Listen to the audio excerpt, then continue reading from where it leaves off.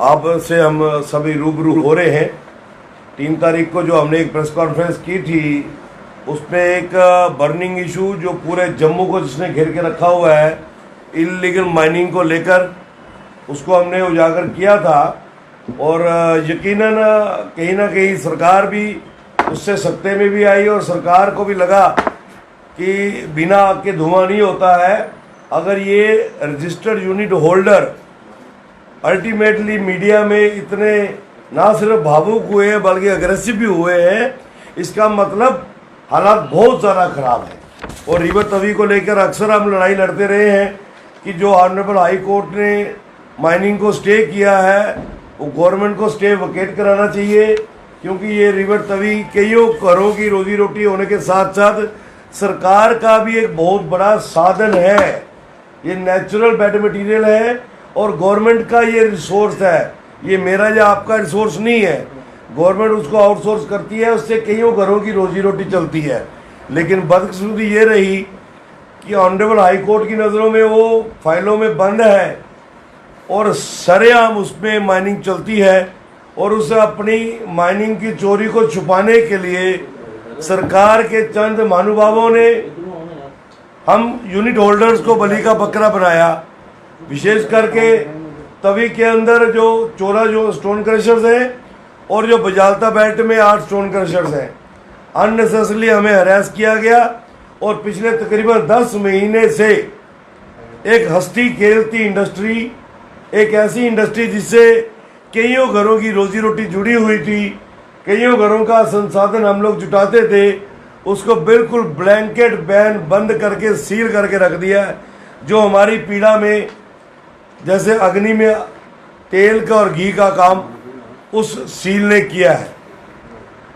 हम सरकार का भी शुक्रिया करेंगे कि हमारी उस प्रेस कॉन्फ्रेंस के बाद कहीं ना कहीं सरकार जागी और 4 तारीख को सरकार ने इस इल्लीगल माइनिंग को स्क्रूटनाइज करने के लिए और अब तक जो चोरियां हुई हैं उसको बाहर निकालने के लिए कि सरकार के घर में तो पैसा कोई नहीं आया और माल सरकार का सारा बिक गया, उसके लिए एक बहुत ही अच्छी 4 मेंबर्स की कमेटी बनाई है, हेडेड बाय श्रीमान ओपी भगत जी, जो हमारे डायरेक्टर जियोलॉजी माइनिंग है और बहुत ही काबिल अफसर हैं। उनके साथ श्रीमान आरसी कोतवाल जी जो डायरेक्टर फाइनेंस हैं, श्रीमान डॉक्टर राजकुमार जी जो डिप्टी डायरेक्टर जियोलॉजी माइनिंग है, और श्रीमान रमेश गंडोत्रा जी जो ऑलरेडी जियोलॉजी माइनिंग में अपने जीवन के पिछले 25-30 वर्षों का तजुर्बा लेके काम कर रहे हैं। ये हमें बड़ा अच्छा लगा कि माइनिंग को भी और हमारी स्टोन क्रशिंग इंडस्ट्री को भी बिल्कुल एक नेशनलाइज करने के लिए ये कमेटी बनी है। और हम उम्मीद करते हैं कि इंडस्ट्री को जीवित रखने हेतु सरकार का जो एक छोटा सा कहना है कि ईज द प्रोसेस, उसके तहत ये कमेटी काम करेगी और जल्दी अपनी रिपोर्ट सबमिट करके ना सिर्फ हमारी पावर रिस्टोर करे बल्कि रिवर तवी के अंदर जो माइनिंग पीआईएल के माध्यम से रुकवाई गई है, कोर्ट के अंदर उसको स्ट्रांगली कंटेस्ट करके माइनिंग रेगुलराइज हो जाए। ये चोरी के झंझट, ये गाली गलौज, ये गुस्सा, ये सारा ठंडा हो जाएगा। सरकार के घर का रेवेन्यू भी आना शुरू हो जाएगा। लेकिन हम एक बात के ऊपर फिर भी अड़े हैं कि जो अब तक चोरी हुई है वो बहुत बड़ा आने वाले दिनों में माइनर मिनरल स्कैम बड़ा होने वाला है। सरकार उसकी सीबीआई इंक्वायरी करवाए कि वो माल कैसे बिका, किसने बेचा, कहाँ कंज्यूम हुआ। बीइंग ए सिटीजन, शहर के नागरिक होने के नाते, तभी के चौकीदार होने के नाते हम सरकार को हर उस पॉकेट की जानकारी देने को तैयार हैं जहां से माइनर मिनरल चोरी से निकला और कहां कंज्यूम हुआ, उसका भी विद डाटा हम देने को तैयार हैं, बशर्ते कि सरकार उसकी जानकारी लेना चाहती है कि नहीं लेना चाहती। सरकार के घर में जो चोरी हुई है उसकी जानकारी लेना चाहती कि नहीं लेना चाहती। मित्रों, हमने उस दिन जो जियोलॉजी माइनिंग डिपार्टमेंट के हमारे डीएमओ जम्मू पे एलिगेशंस लगाए थे, उन एलिगेशंस को ऑथेंटिकेट किया हमारी ऑनरेबल हाई कोर्ट ने, जस्टिफाई किया हमारे साथ, हमें इंसाफ दिया कि हम जो लड़ाई लड़ रहे हैं एक तो हमारी यूनिट इंडस्ट्री को बंद कर रखा है 10 महीने से। एक इंडस्ट्री खास करके स्टोन क्रशर वाला अगर किसी भी कारण से 1 महीना भी बंद रहता है बिना प्रोडक्शन के, बिना सेल के, उसको 4 से 5 लाख रुपया स्टेशनरी खर्चा पड़ता है यूनिट होल्डर को। तो 10 महीने से हम बंद थे तो तकरीबन 50 लाख रुपया हमारे ऊपर बर्डन पड़ गया।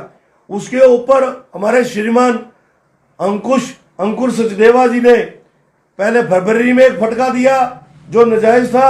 अभी उसका हम दुखड़ा सरकार के आगे और ऑनरेबल कोर्ट में रो रहे थे और उसको सेटिस्फाई करने का प्रयास कर रहे थे। तो 27 अप्रैल को एक फटका और दे दिया। किसी को 90 लाख, किसी को 75 लाख, किसी को 1 करोड़, किसी को 1.25 करोड़, जो हमारे आपे से बाहर था, जिसके कारण हम 3 तारीख को हम अपना आपा भी खो बैठे और गुस्से में आकर बहुत कुछ हमें बोलना भी पड़ गया अपनी डिफेंस में।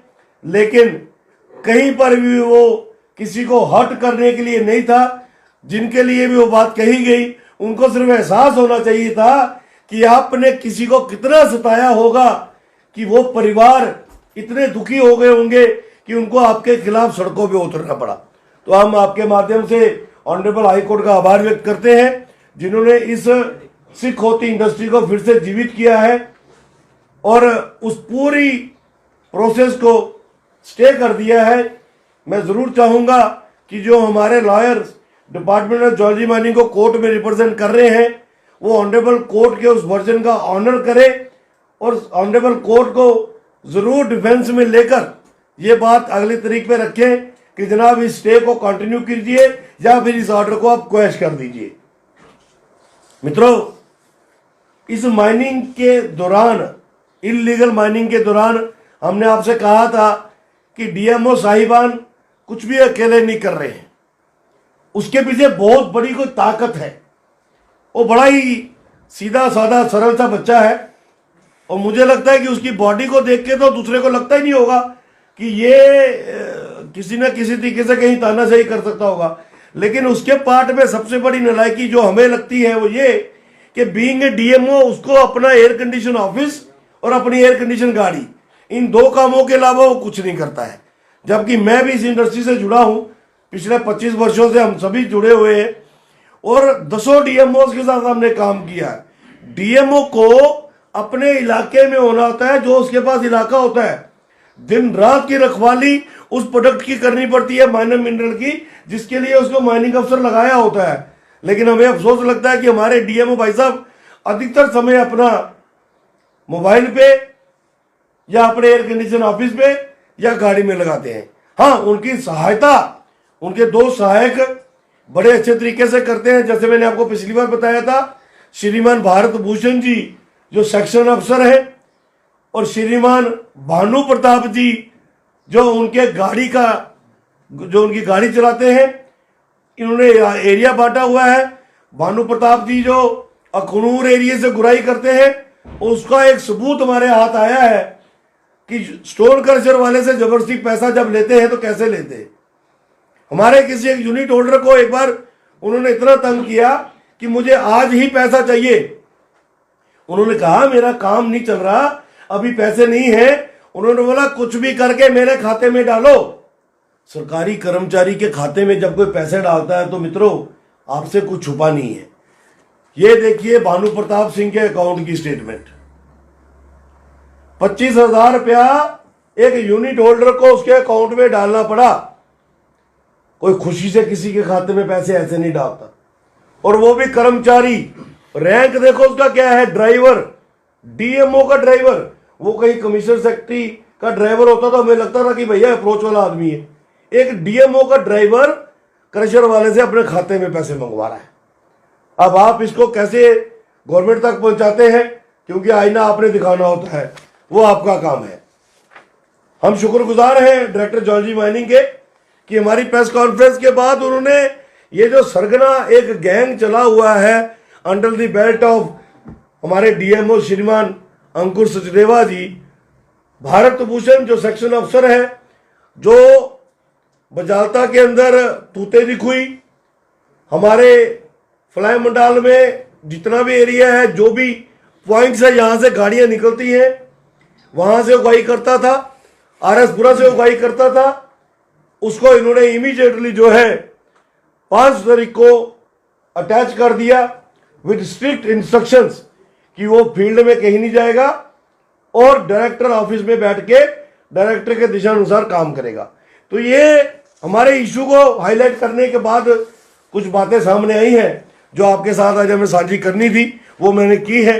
इसके अलावा हम अपनी लड़ाई सिर्फ स्टोन क्रशर्स वाले ही नहीं, इलीगल माइनिंग के खिलाफ जो लड़ाई है वो हम जारी रखेंगे तब तक जब तक तवी को पूरा रेशनलाइज करके ओपनली खोल नहीं दिया जाता, हर परिवार के लिए, हर ट्रॉली वाले के लिए, हर टिप्पर वाले के लिए, यहां तक कि हर घोड़े और खच्चर वाले के लिए भी।